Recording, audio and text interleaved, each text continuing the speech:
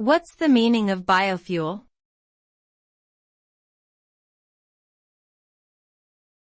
Biofuel.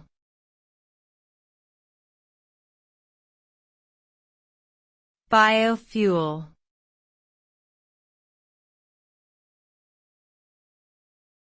Biofuel.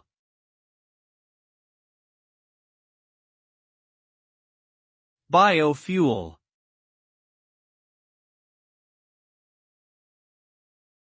Biofuels are liquid or gaseous fuels made from renewable biological sources, such as plants, algae, and waste materials.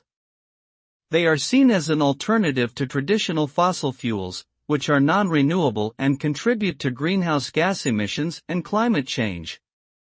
Biofuels can be used in the same engines as gasoline or diesel, with some modifications.